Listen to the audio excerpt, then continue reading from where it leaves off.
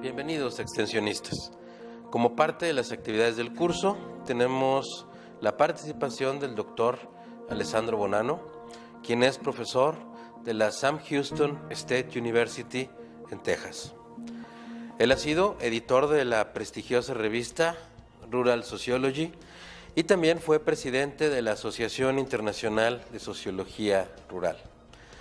Él es doctor en Sociología por la Universidad de Kentucky y ha dictado clases en universidades de Brasil, Argentina, Venezuela, España, Italia, Francia y México. Ha trabajado en diferentes regiones del mundo en temas de investigación y de promoción del desarrollo rural. También es autor de diferentes textos y libros relacionados con la problemática del sector agroalimentario. Demos la bienvenida a este curso en línea al doctor Alessandro Bonanno.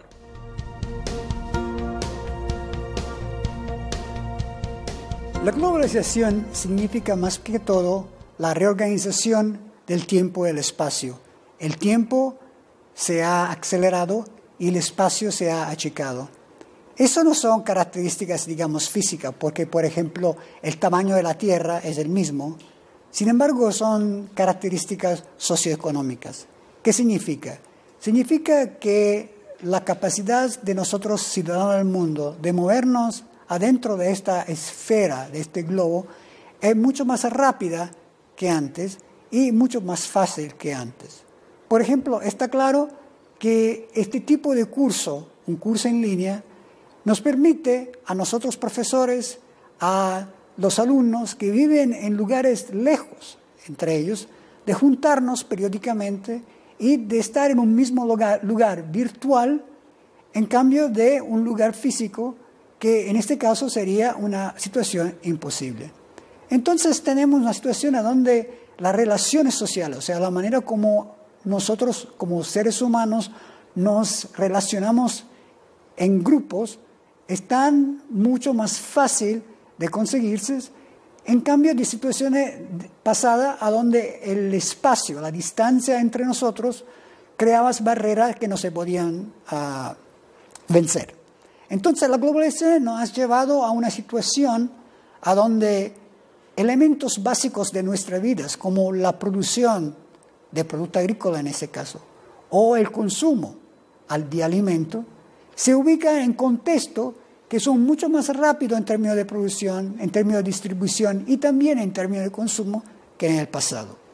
Y por lo tanto hay un gran número de consecuencias que nos impactan directamente, que impactan a los productores, que impactan a los consumidores, que impactan a las comunidades y sobre todo que impactan en este caso a los asesores que tienen que tener una visión distinta que en el pasado de lo que pasa a nivel de agricultura mundial.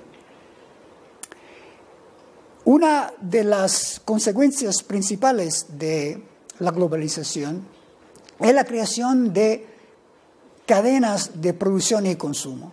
¿Qué significa? Significa que el producto agrícola que nosotros encontramos en tiendas, supermercados, etcétera, son productos que siguen un proceso de producción que lo lleva a través de muchos espacios en un tiempo mucho más breve. Por ejemplo, se trata de productos que cruzan varias fronteras y se producen a través de procesos ligados entre ellos que no necesariamente están producidos por una persona o un grupo de personas. Un ejemplo se le puede dar, por ejemplo, es la producción de pollo que se encuentra en los supermercados. En muchos de este caso, la compañía que lo producen, la que manejan la producción, tienes el principio de la producción con una, digamos, producción biológica, a donde, por ejemplo, se desarrollan los tipos de huevos que nos dan los pollitos.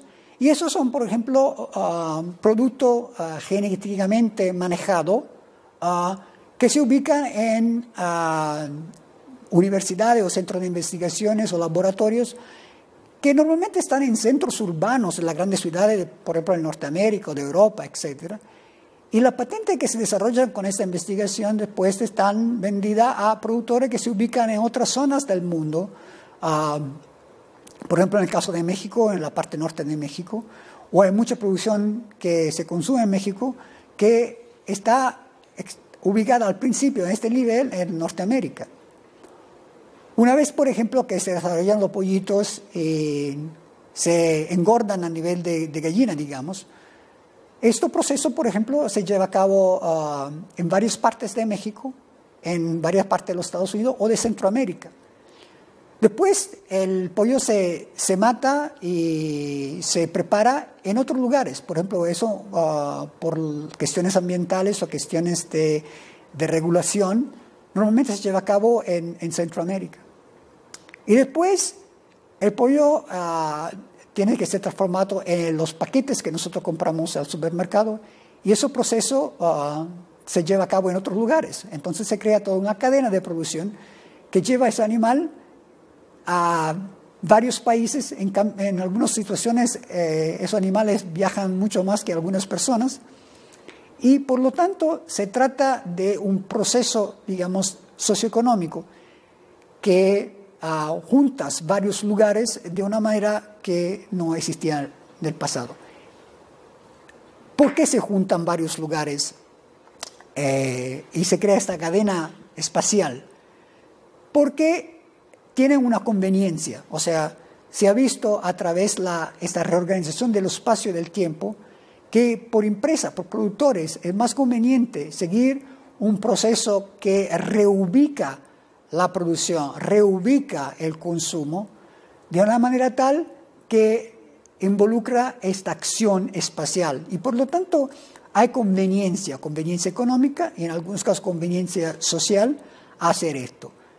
Y claramente la agricultura no es el único ejemplo, tenemos muchos. Por ejemplo, en México la industria automotriz se ha reubicado, por ejemplo, de Norteamérica a algunas áreas de México y se crean autos que de todas formas siguen siendo pensadas como si fueran norteamericanas, sin en cambio están producidas en México. Y esto también, y por razones de conveniencia económica, de ubicaciones estructurales, ambientales, que tienen ventajas básicas para no solo los productores, sino también para los consumidores.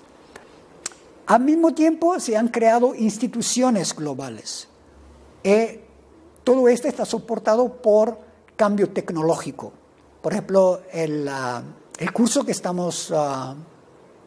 tomando ahora, del cual este video es parte, es un curso que es posible porque ahora tenemos un gran desarrollo en la informática. Y por lo tanto, a través del Internet, a través de computadoras, podemos comunicarnos en tiempo real y de manera directa y visiva.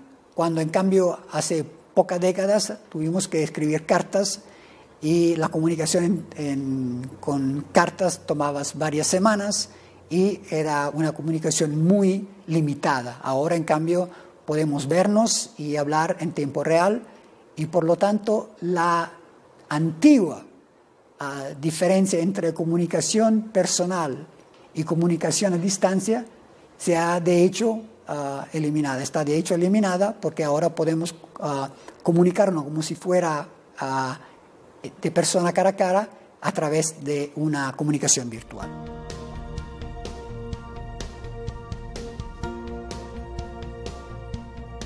Impacta en varias veces. Primero, impacta de una manera muy novedosa y, digamos, positiva, porque permite a muchos productores de vender sus productos en mercados que ellos no tenían accesos y en algunos casos no conocían. La globalización ha juntado productores y consumidores lejanos en mercados y situaciones que en el pasado eran completamente separadas. Al mismo tiempo, ha creado una gran conveniencia por los consumidores que ahora pueden consumir productos de áreas afuera de su vidas cotidianas. Por ejemplo, ahora casi todos los supermercados en todo el mundo llevan productos exóticos, frutas exóticas, por ejemplo, vegetales exóticos, o tipos de carnes, varios que antes no existían, que sus padres o sus abuelos no conocían. Y por lo tanto, este proceso ha creado un enriquecimiento de la composición alimentaria de la gente, dejándonos con una variedad de dietas importantes que nos permite escoger lo que queremos consumir, queremos comer. Por ejemplo, ahora podemos desarrollar dietas vegetarianas basadas sobre varias hortalizas que una vez no eran disponibles, o al mismo tiempo podemos degustar platillos que antes no eran disponibles o que eran solamente disponibles a través de largos viajes como a Europa, Asia o África o a otra parte lejanas del mundo. Todo esto es algo que la globalización nos ha traído. Hay también problemas porque la globalización ha significado también una concentración de la producción y una concentración de la distribución.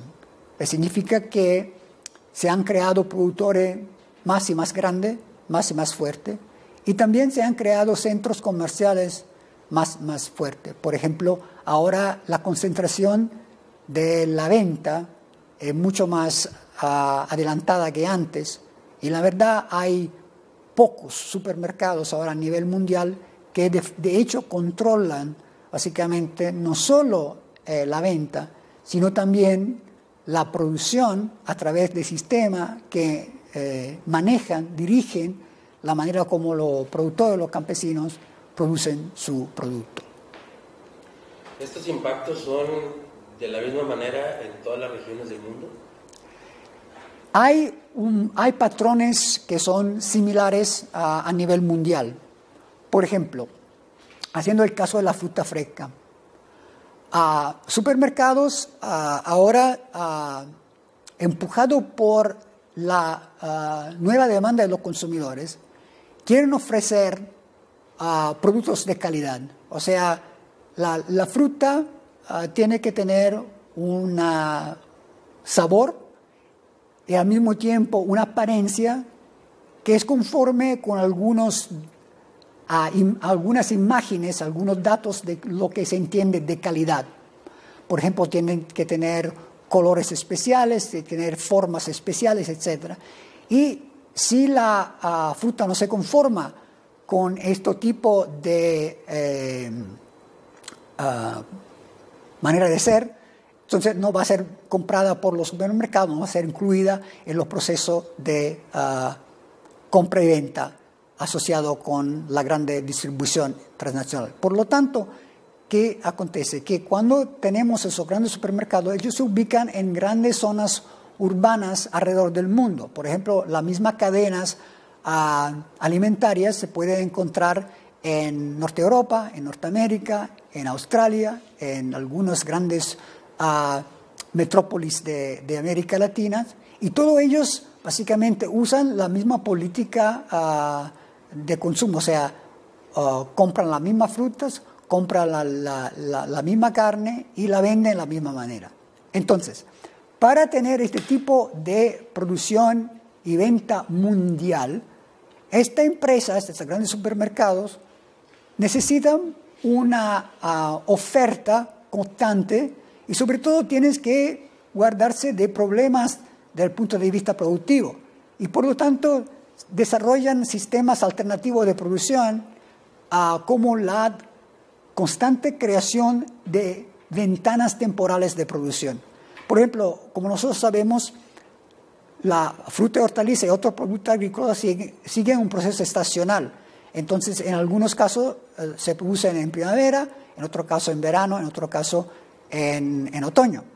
Y entonces, dado que las estaciones, por ejemplo, en el norte del mundo, tienen periodos distintos, por ejemplo, de la parte sur del mundo, es posible para esos supermercados tener producciones en el norte, en el hemisferio norte, por algunos productos en alguna parte del año, y tener las mismas producciones en el hemisferio sur en otro periodo del año, que por lo tanto, digamos el ejemplo de la uva, por ejemplo. La uva es un producto que en el norte está cosechado en agosto, septiembre, octubre.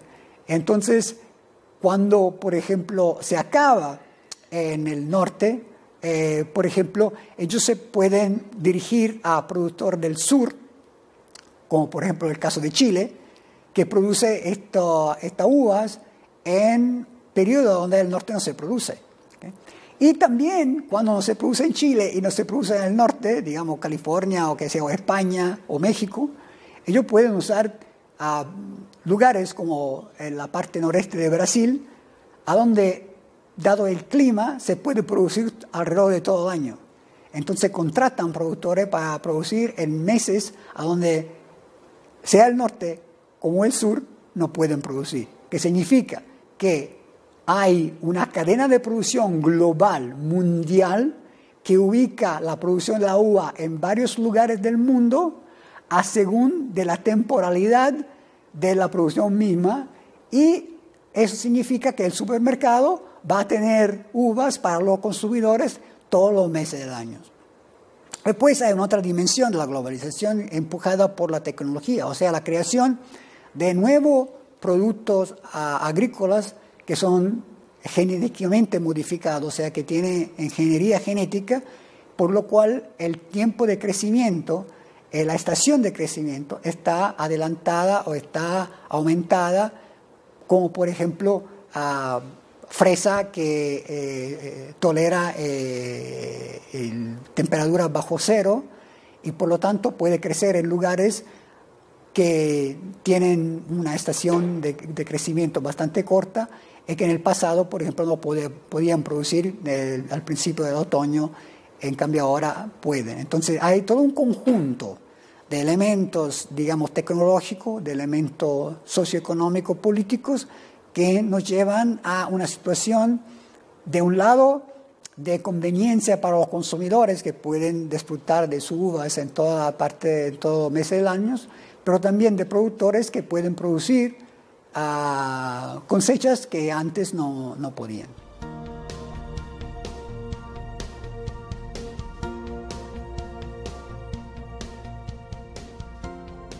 Hay resultados positivos y negativos. Comenzamos con los positivos.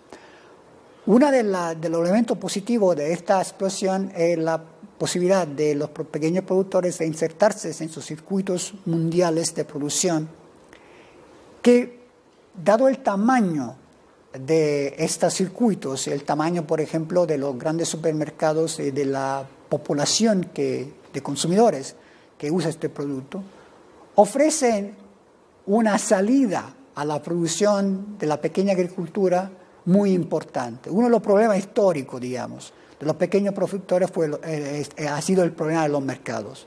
Y ha sido el problema de tener mercados constantes y buenos y remunerativos que pueden sustentar su producción. Este es un proceso que ahora esta agricultura mundial nos permite lograr.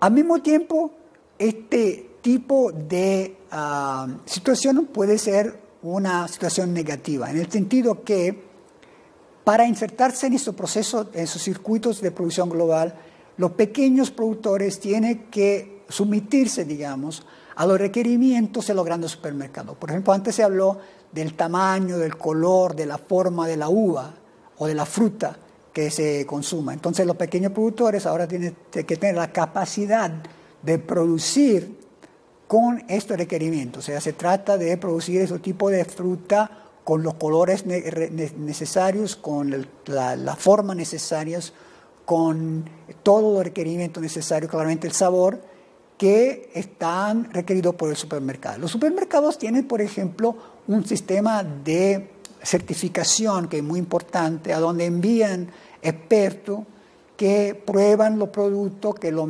miden, que lo miran, que lo chequean y que también chequean los varios procesos de producción para ver si se conforman con lo requerido. En este caso, por ejemplo, se trata de un esfuerzo muy grande del pequeño productor, que no solo tiene que hacer todas esas tareas, sino también tiene que renunciar a su conocimiento, en el sentido que lo que sabía él de cómo se producía este producto tiene que ser, digamos, casi borrado porque está ahora sometido a los nuevos criterios impuestos por los supermercados. Entonces, en este caso se trata de un proceso de, digamos, sumisión negativo y algunos pequeños productores no lo aceptan, pensando que ellos saben cómo se produce, saben cómo se maneja su finca y su producto y por lo tanto piensan que este nuevo sistema es negativo. Entonces, hay un espacio allá para poder a mejorar su producción, tener una producción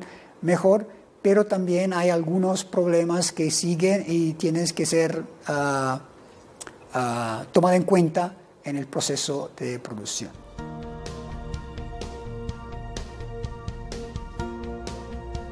Entonces, está claro que la vieja extensión, digamos, que llegaba desde la Revolución Verde, más tecnología, más química, para una producción de masa barata, para las grandes masas urbanas de los años pasados, ahora no funciona. Ahora la demanda mundial, una demanda de calidad, la ama de casa quiere que sus hijos comen bien, con gran nutrición, los niveles nutricionales más altos, con menos problemas estilo grasas o procesos que no afectan la salud.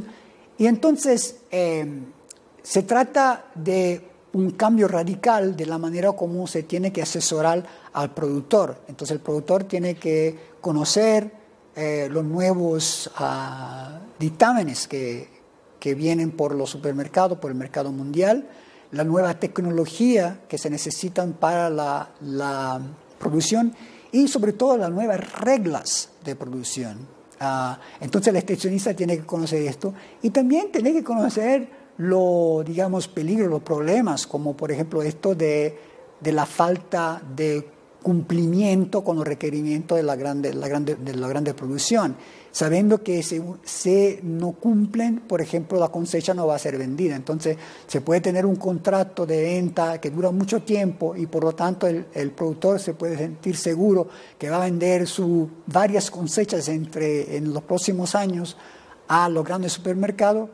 Sin embargo, si algo pasa y el productor no cumple con los requerimientos de las grandes empresas, en este caso él va a perder. Entonces el extensionista tiene que tener la responsabilidad de cuidar al productor, de asesorarlo de la manera que se pueda mantener en los circuitos productivos y al mismo tiempo pueda conocer los problemas, los desafíos que están asociados con este tipo de nueva producción. Entonces no se trata de producir mucho y barato, sin embargo se trata de producir con calidad. Entonces estamos en una situación bastante distinta.